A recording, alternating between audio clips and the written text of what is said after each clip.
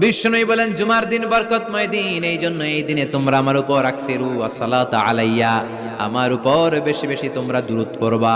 ফাইন্না সালাওয়াতাকুম মা'রুদাতুন আলাইয়া, কেননা তোমাদের দুরূদ আমার কাছে পেশ করা হবে।